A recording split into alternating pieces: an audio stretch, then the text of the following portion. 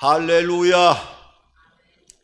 저는 오늘 우리가 함께 합독한 이 마태복음 14장 22절 이하를 통해서 오늘 의심과 믿음 사이에서라고 하는 제목을 가지고 잠시 한번 은혜의 말씀을 이루어 나가도록 하겠습니다. 세계적인 대문호인 톨스토이라고 하는 작품 중에 재난의 원인이라고 하는 단편집이 있습니다. 거기에 보면은 그런 이야기가 있습니다. 아주 사이가 좋은 두 가정이 담 하나 사이를 두고 아주 사이좋게 잘 지내고 있었어요. 그런데 어느 날 이쪽에서 키우던 암탉 한 마리가 그 담을 넘어가더니 그쪽에서 알을 낳아버린 거예요. 그래서 이쪽에 있는 아이가 저쪽 집에 있는 아이 보고 그렇게 얘기를 했습니다. 우리 암탉이 넘어가서 알을 낳았으니까 그 알은 우리 거니까 그 알을 달라고 얘기를 하니까 그쪽 집의 아이가 그렇게 얘기하는 것이었습니다. 아니, 닭은 넘어온 건 사실이지만은 알은 여기서 난 적이 없는데 왜 자꾸 알을 달라고 하느냐 하다 보니까 아이들끼리 싸움이 벌어졌어요. 그 아이들이 달걀을 달라 아니다 없다 하는 그 싸움 속에서 싸움이 번지다 보니까 그 어머니들이 또 싸움을 하게 되어졌어요. 그 어머니들이 또 싸움을 하다 보니까 남편들이 지켜보고 있다가 도저히 안 되겠으니까 남편까지 합세해서 싸움을 벌이고 나중에는 그 분노를 참지 못하다 보니까 상대편 집에다가 불을 질렀어요. 그런데 그 불이 상대방 집만 탔으면 괜찮은데 바람이 역풍으로 해가지고 바람이 되돌려 갖고 오다 보니까 불을 놔버린 이 집까지도 불이 붙어가지고 두 집이 완전히 잿더미로 변하게 되어집니다. 그래서 밤이 되어지고 그 잿더미 위에서 하늘의 별을 바라보면서 잠도 이루지 못하고 왜 이렇게 양쪽 집에 불이 나서 이런 생고생을 할 수밖에 없는가를 가만히 생각을 해보니까 그 원인은 한 가지였어요. 그 원인이 한 가지가 뭐냐? 바로 의심이라고 하는 이 작은 불씨가 회복할 수 없는 상태까지 번지게 되어진 결과를 바라보면서 한탄하는 그 모습이 그 책의 내용으로 많은 사람들에게 다시 한번 이 의심에 대한 파괴력을 생각해 볼 수 있는 교훈을 담고 있는 내용이 아닌가 하는 생각을 해보게 됩니다. 여러분이 삶을 살아가면서 물론 예수 믿지 않는 사람들도 모든 삶의 영역의 사람과의 관계에서 환경 속에서 의심을 하지 않고 삶을 살아갔다고 자부할 수가 있겠습니까? 하물며 예수 믿는 하나님의 자녀로 예수 믿기만 하면 구원받고 그 구원의 은총 속에서 구원은 죽음 이후에 내 영혼이 영원한 천국으로 가는 것뿐만 아니라 이 땅에서도 우리의 육체의 삶에 건짐을 받는 문제가 해결되어지고 건강히 기도하면 회복되어지고 하나님의 응답으로 건짐을 받는 전인적인 구원의 역사가 나타난다고 하나님의 말씀을 통해서 셀 수 없이 목사님의 설교를 통해서 말씀을 듣기도 하고 또 하나님의 언약의 약속의 말씀을 보면 믿음대로 될지어다라고 하는 말씀을 통해서 믿음을 가지면 믿음대로 모든 게 이루어지는구나 하는 것을 말씀을 통해서 기록되어 있는 신실한 하나님의 말씀을 붙들고 나아감에도 불구하고 삶 속에서는 이 의심이 되어질 만한 그런 여러 가지 정황들을 통해서 믿음의 세계로 제대로 들어가지 못하고 믿음과 삶의 현장에서 끊임없이 방황하는 이러한 믿음의 백성으로서의 삶은 살아가고 있지 않는가를 생각해 본다고 하면 어느 누구라 할지라도 다 자유함을 얻지는 못할 거라는 생각을 해보게 되어집니다. 여러분, 어느 신학자가 그런 말을 했어요. 오늘날처럼 그리스도인이 많을 때도 없었지만 또 오늘날처럼 회의론자들이 많을 때도 없을 것이라고 말하는 이런 신학자의 그 말이 왜 그렇게 가슴에 파고드는지 모르겠습니다.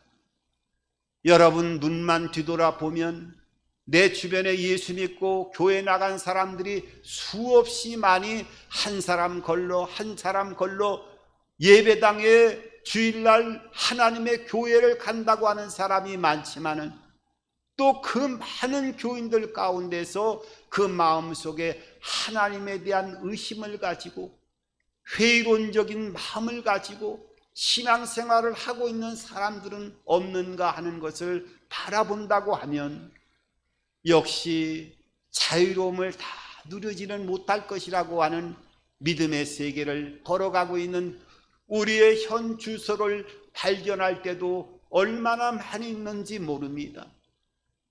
여러분, 오늘 이 본문의 말씀은 오늘 제목이 의심과 믿음 사이라고 제가 제목을 지었습니다마는 오늘 예수님의 제자들이 그 갈릴리 호수 위를 밤이 되어서 배를 타고 가다가 풍랑을 만나서 그 배가 물속으로 가라앉을 수밖에 없는 위기가 다가오게 되어졌습니다.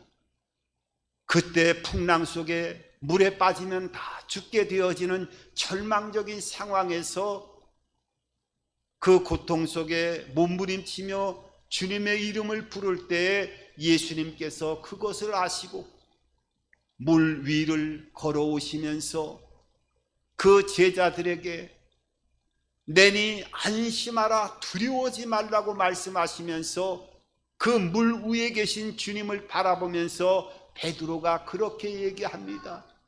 주여, 나도 물 위를 걸어가게 하여 주옵소서라고 예수님께서 요청하자 예수님이 뭐라고 말씀하시냐 하면 오라, 이렇게 말씀하실 때 베드로가 그 풍랑 속에서 배 위에서 그 넘실거리는 파도 속에서 발을 디디고 물 위를 걸어갈 때 예수님께서 예수님을 향하여 걸어가는 물 위를 걷는 놀라운 기적의 현장이 오늘 성경을 통해서 우리들에게 보여주고 있습니다.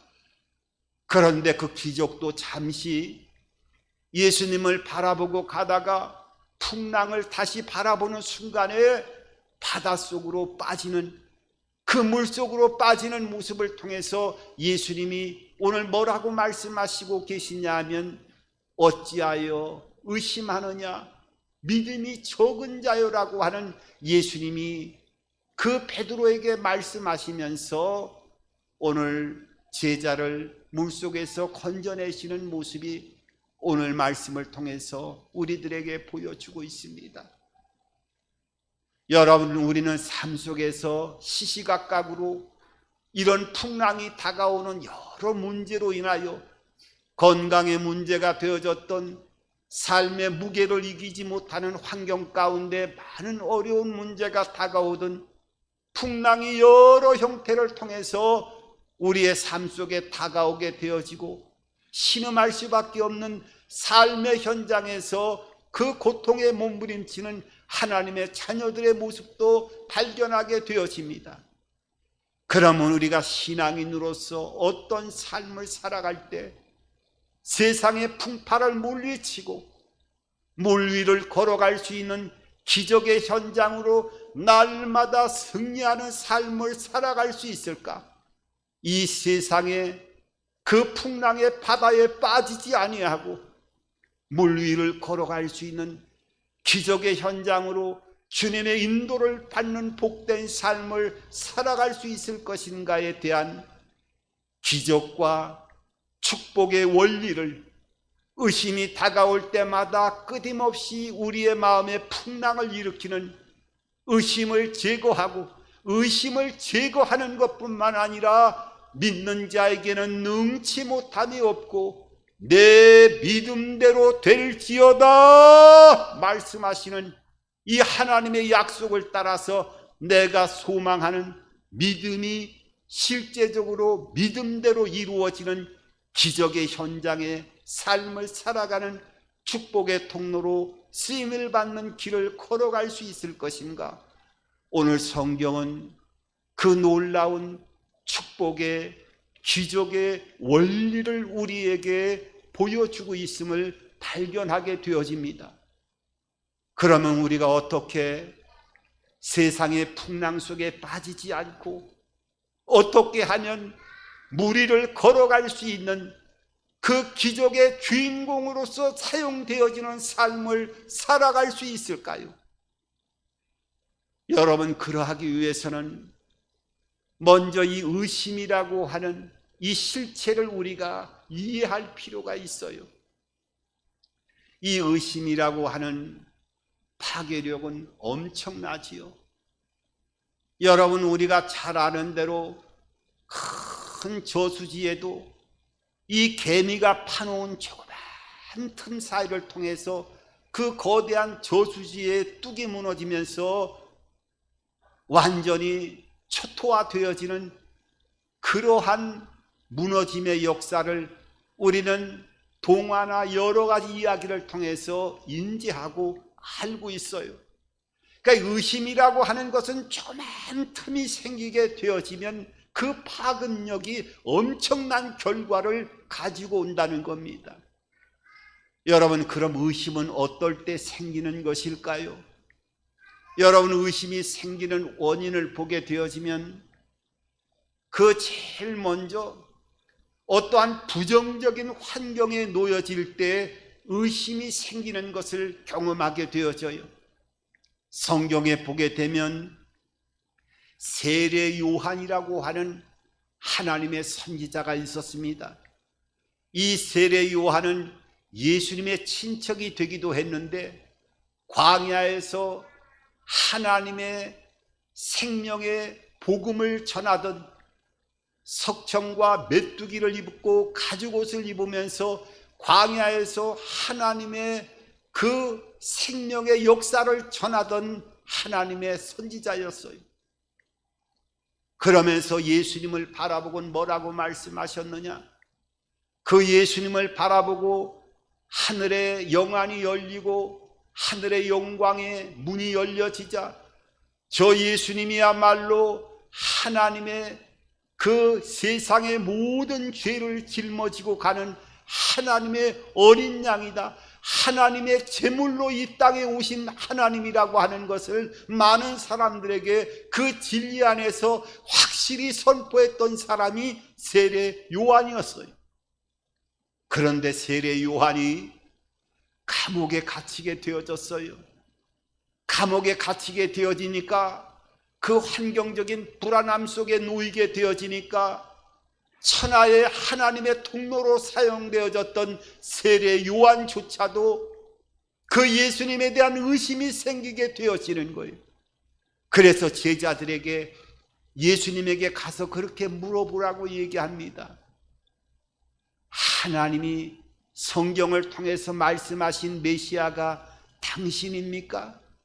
아니면 또 다른 사람입니까? 하면서 제자들을 통해서 예수님에게 다시 한번 물어보는 모습이 누가복음의 성경에 기록이 되어 있어요.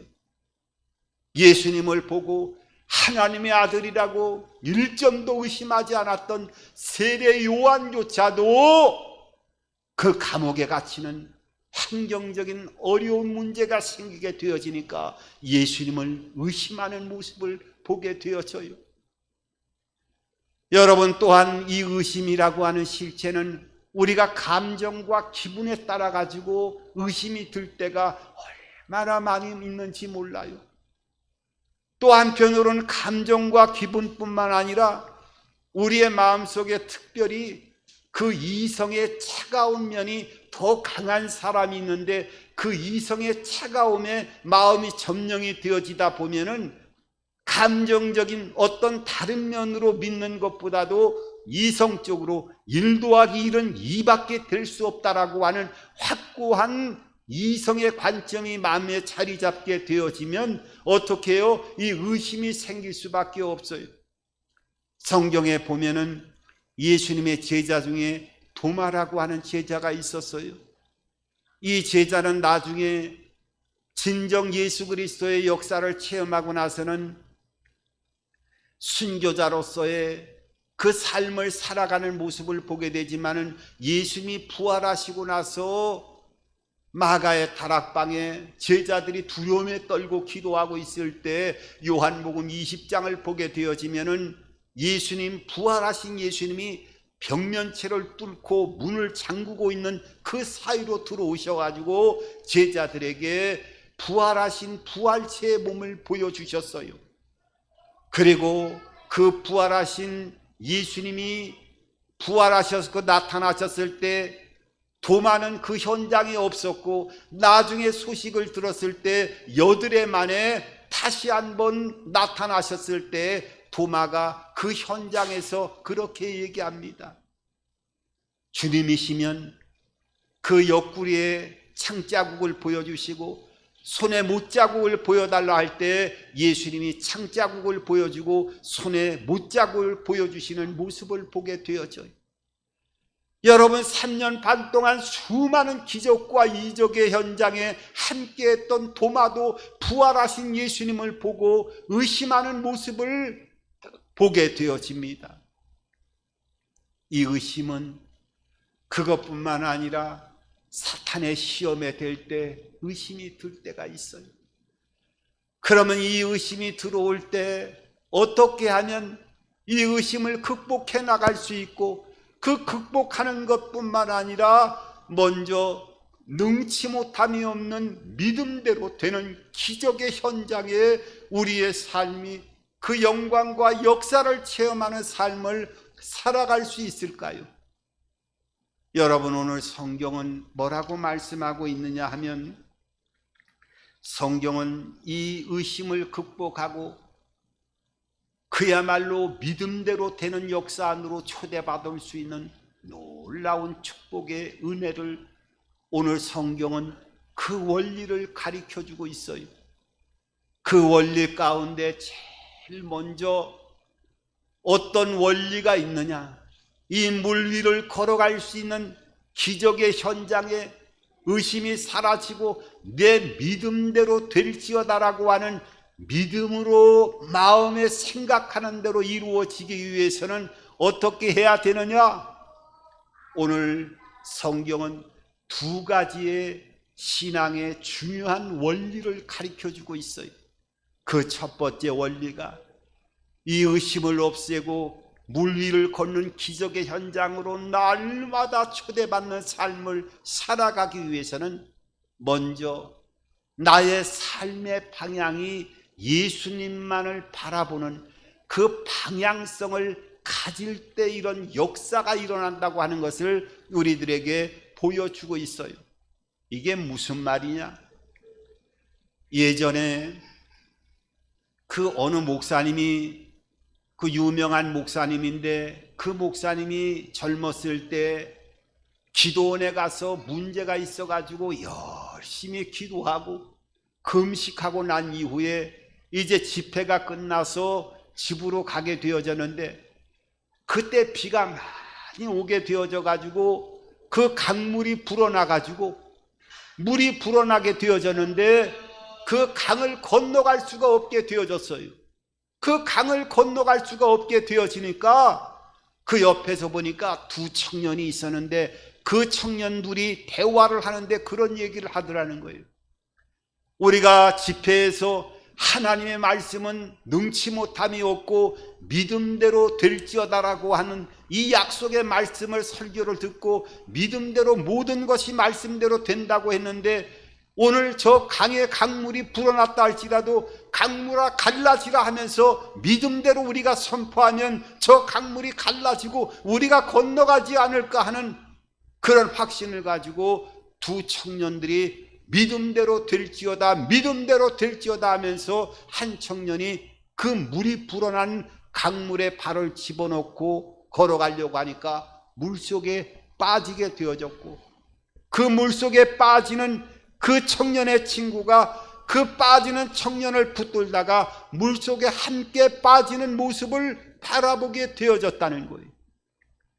여러분, 성경은 믿음대로 될지어다, 너 소망하는 대로 다 되어지는데 왜 내가 생각하는 대로 저 물이 갈라지도록 믿음대로 선포했는데 왜 물이 갈라지지 않고 청년들이 그 말씀을 의지하고 지나가는데 물속에 빠질 수밖에 없었을까요?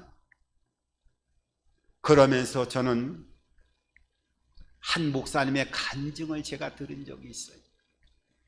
이 목사님은 역시 젊었을 때 부흥회를 많이 다녔는데 어느 날 지방에 사경회를 가기 위해서, 부흥회를 가기 위해서 도착을 하다 보니까 예전에는 교통시설이 잘 돼 있지 않기 때문에 그 시간에 제대로 못 맞춰가지고 가다 보니까 밤늦게 그 사경회를 해야 될 교회 근처까지 오게 되어졌는데 보니까 앞에 또한 강물이, 큰 강물이 흐르더라는 거예요. 때는 겨울이었는데 가만히 보니까 이 강을 돌아가면은 멀리 돌아가야 돼서 많은 시간이 걸릴 것 같고, 이 밤늦게 도착을 했는데 겨울에 그 강을 보니까 강물이 다 얼어 있더라는 거예요. 그래서 얼어 있으니까 이 강물을 걸어가면 되겠구나 싶어가지고 돌아가지 않고 그 강을, 얼음으로 된 강을 건너가지고 그 사경회에 도착할 교회에 도착했다는 거예요. 그리고 사경회를 인도하기 위해서 잠시 잠을 잔 이후에 역시 새벽에 컴컴한 상태에서 그 날이 밝은 여명이, 해가 이제 여명이 좀 이렇게 빛이 들어오는 상태에서 이제 강을 사색하기 위해서, 말씀을 생각하고 기도하기 위해서 강을 잠깐 나와 봤는데 강을 바라보면서 깜짝 놀라게 되어졌다는 거예요.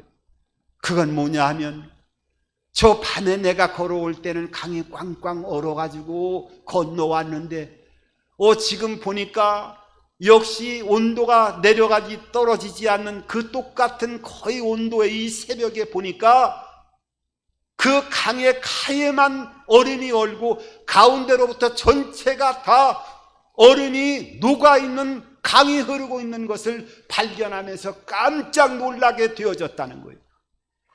어제 내가 어젯밤에 건너온 강은 얼음이 얼려진 강이 아니라 얼음이 녹아있던 강이었구나. 하나님께서 이 사경에 늦지 않고 이 말씀을 전하기 위해서 그 마음에 불타는 마음으로 어떻게 하면 시간에 맞춰서 갈 수 있을까라고 하는 그 생각에 갇혀 있을 때 하나님이 이 물이 흐르는 강을 얼게 하는 순간에 그 역사를 통해서 강을 건너게 하셨구나라고 하는 것을 체험하게 되어졌다고 하는 것입니다.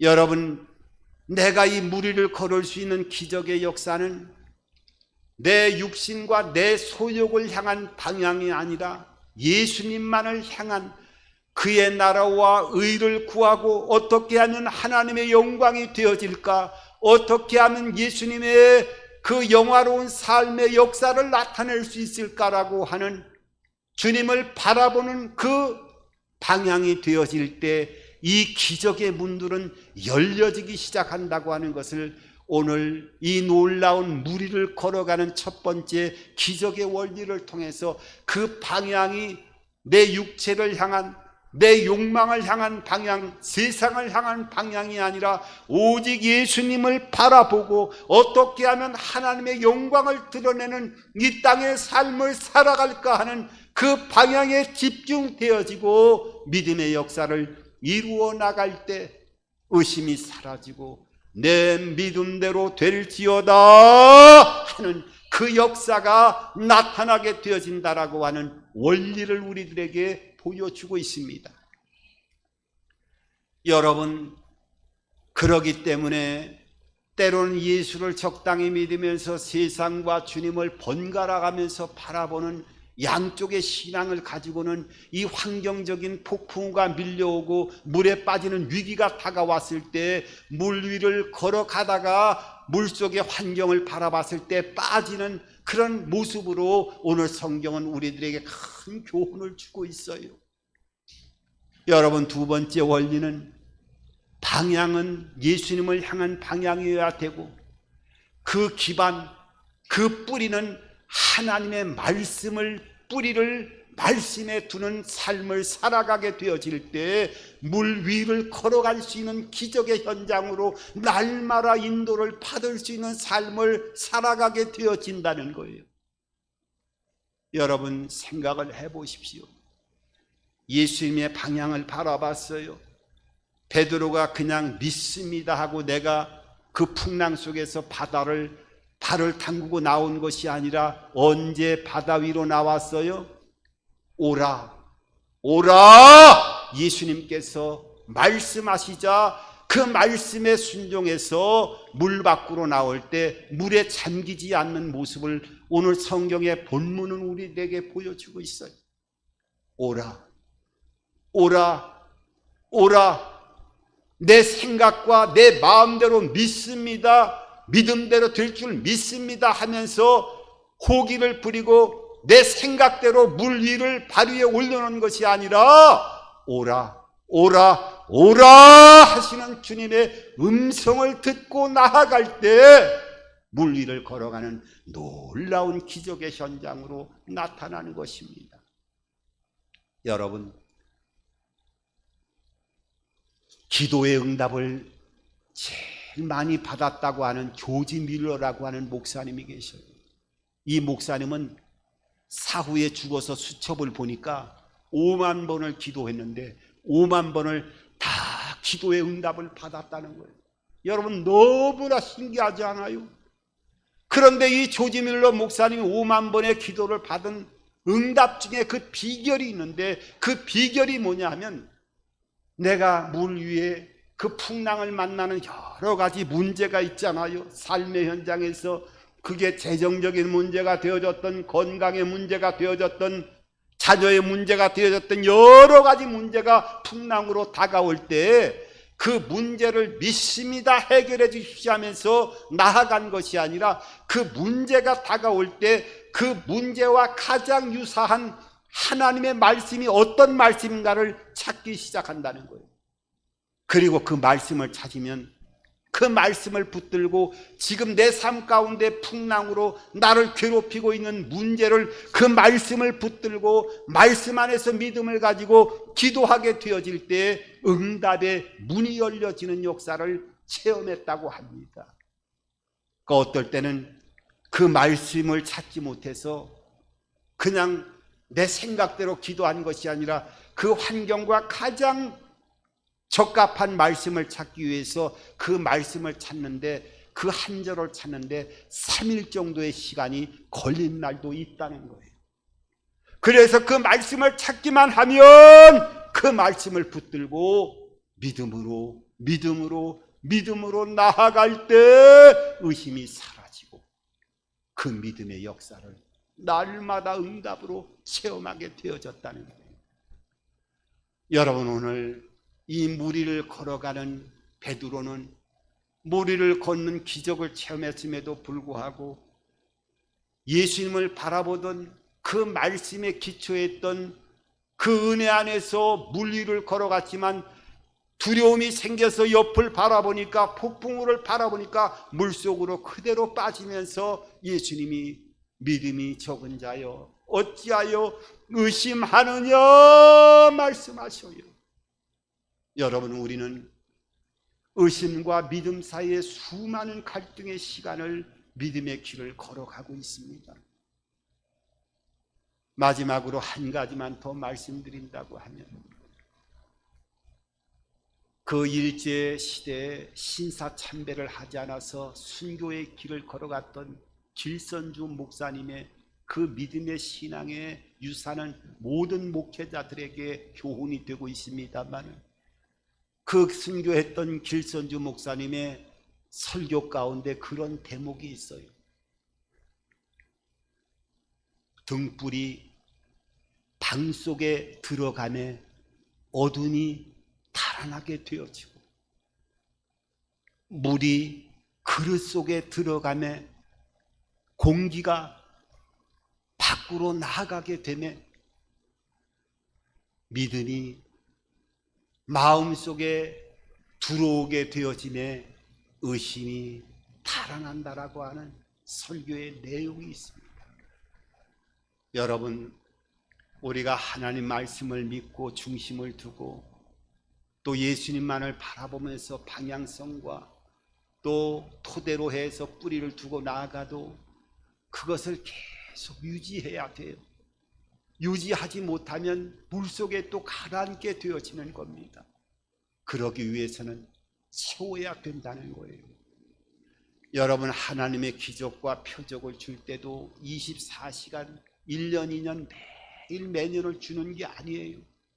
그 표적을 줄 때 충만함 속에서 인도를 받을 때 하나님의 영광을 보지만, 때로는 물속에 빠지는 여러 모습들을 통과할 때 이 마음속에 그 능력을 지속적으로 채워나가기 위해서는 의심을 떠버리고, 또한 믿음대로 될지어다라고 하는 능력과 표적의 삶을 살아가기 위해서는 우리의 마음이, 우리의 삶이 현재 늘 믿음으로 채워져 있는 은혜의 삶을 살아가게 될 때만이 가능하다고 하는 것을 우리들에게 말씀하고 있습니다.